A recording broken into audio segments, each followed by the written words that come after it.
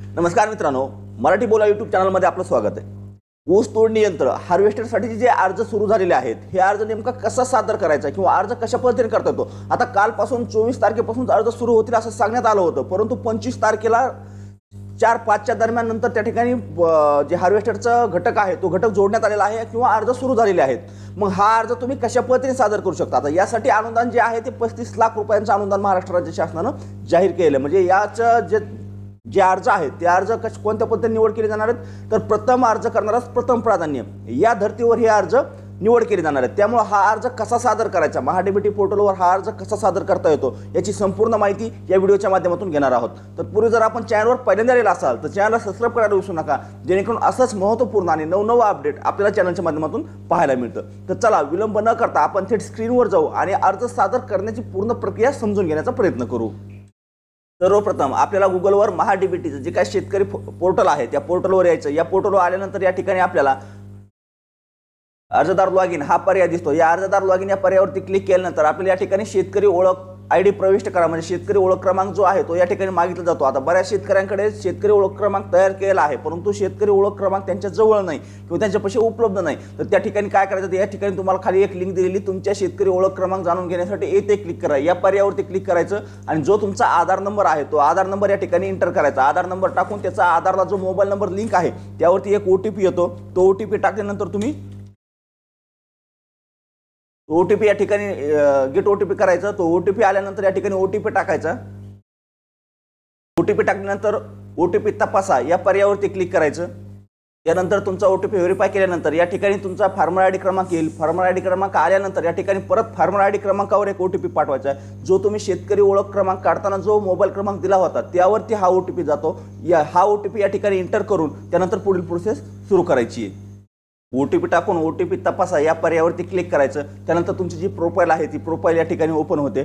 जर तुम्ही याआधी या ठिकाणी अर्ज केला असेल तुमची प्रोफाईल 100% भरलेली दाखवेल, अन्यथा तुमची 50% प्रोफाईल या ठिकाणी भरलेली दाखवेल। तुम्हाला या ठिकाणी तुमचं जे काय कास्ट आणि डिसेबिलिटी म्हणजे अपंगत्व आहे ते या ठिकाणी सिलेक्ट करायचं। जर असेल तर जी कास्ट असेल ती कास्ट निवडा, जर तुम्ही SC ST मध्ये असाल तर ती कास्ट निवडून तुम्हाला त्या ठिकाणी कास्ट सर्टिफिकेट अपलोड करावं लागेल। जर तुम्ही अपंग असाल तर यस करा, नसेल तर नो करा। जर तुम्ही अपंग असाल यस निवडलं तर तुम्हाला त्या ठिकाणी त्याचं डॉक्युमेंट देखील अपलोड करावं लागणार आहे, हे लक्षात असू द्या। जर तुम्ही अदरमध्ये किंवा अपंग नसाल तर या ठिकाणी जसं आपण निवडलं त्याच पद्धतीत निवडून सेव्ह या पर्यायावरती क्लिक करायचं।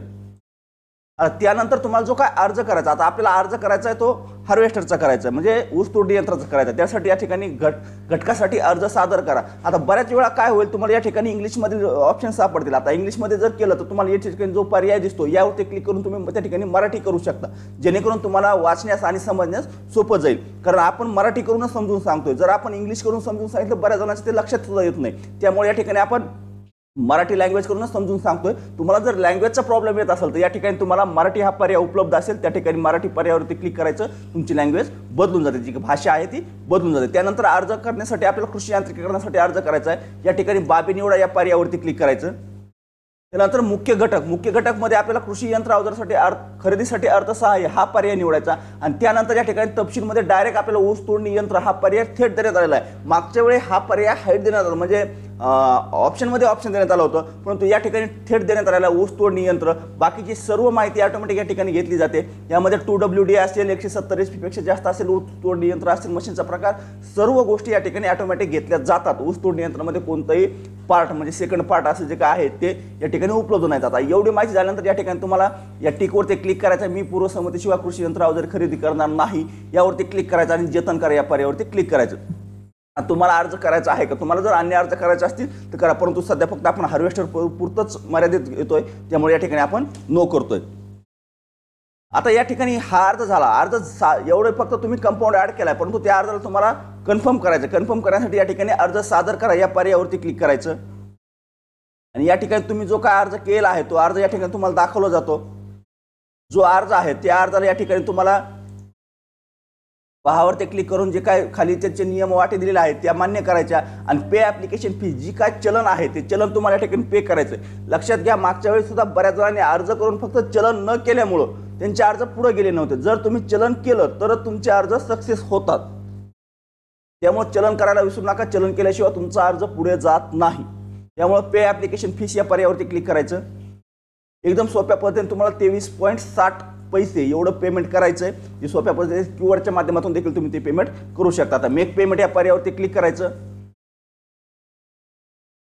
त्यानंतर या ठिकाणी तुम्हाला जे हवं ते ऑप्शन निवडू शकता, प्रोसीड टू पे. आणि त्यानंतर इथं खाली ऑप्शन आहे बघा क्यूआरचं, हे क्यूआर वरती क्लिक करायचं, UPI निवडायचं आणि मेक पेमेंट वरती क्लिक करायचं.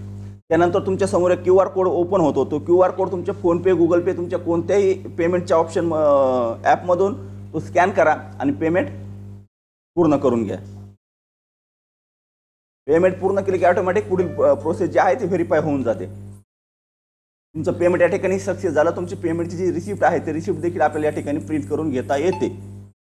आता या ठिकाणी परत तुम्ही अर्ज केल्यामध्ये घटकासाठी अर्ज करा, जे काय घटक इतिहास पहा किंवा तुम्ही जो अर्ज केला आहे तो अर्ज तुम्हाला पाहायचा असेल या ठिकाणी लागू केलेले घटक या पर्यायावरती क्लिक केल्यानंतर तुम्हाला या ठिकाणी ते जो का तुम्ही अर्ज केला आहे त्याची संपूर्ण माहिती या ठिकाणी तुम्हाला पाहायला मिळते. त्याची पोहोच पावती देखील तुम्हाला या ठिकाणी डाउनलोड करता येते, हे लक्षात असू द्या. अशा पद्धतीने जे काय हार्वेस्टरचा अर्ज आहे तो अर्ज तुम्ही सादर करू शकता. आता हा अर्ज सादर करताना अर्जाबाबतची संपूर्ण माहिती आपण या व्हिडिओच्या माध्यमातून घेतलेली आहे. हे अर्ज करण्यासाठी तुम्हाला 7 ऑगस्ट 2025 पर्यंत अंतिम मुदत देण्यात आलेली आहे. 7 ऑगस्ट 2025च्या पूर्वी आपल्याला हा अर्ज सादर करणे आवश्यक आहे. जर आपल्याला आवश्यकता असेल किंवा अर्ज म्हणजे हार्वेस्टर घ्यायची कोणाची इच्छा असेल किंवा त्याचा लाभ घ्यायचा असेल तर त्यांना अर्ज करण्यासाठी 7 ऑगस्ट 2025 पूर्वी अर्ज सादर करणं आवश्यक आहे, लक्षात असू द्या. याचं जे अनुदान आहे ते 35 लाख रुपये आपण सुरुवातीला चर्चा केलेली देखील आहे. परंतु निवडीची प्रक्रिया जी आहे ती प्रथम अर्ज करणाऱ्यास प्रथम प्राधान्य असल्यामुळं जर आवश्यकता असेल तर लवकरात लवकर अर्ज सादर करू शकता. तुम्ही तुमच्या मोबाईलच्या माध्यमातून देखील अर्ज सादर करू शकता. अर्जाबाबत काही समस्या असतील, काही अडचणी असतील, काही शंका असतील तर कमेंटच्या माध्यमातून, व्हॉट्सअपच्या माध्यमातून कुठूनही आमच्याशी संपर्क साधा. आम्ही आपल्याला नक्कीच मदत करण्याचा प्रयत्न करू. तर चला, दिलेली माहिती आवडली असेल, महत्त्वाची वाटली असेल तर व्हिडिओला लाईक करायला विसरू नका. चॅनलवर जर पहिल्यांदा राहिला असाल तर चॅनलला सबस्क्राईब करून ठेवा, जेणेकरून असंच नवनवीन आणि महत्त्वपूर्ण अपडेट आपल्याला तात्काळ चॅनलच्या माध्यमातून मिळत राहतं. तर चला, धन्यवाद. आजच्या व्हिडिओमध्ये एवढीच माहिती. भेटूया नेक्स्ट व्हिडिओमध्ये नेक्स्ट पॉईंट सोबत.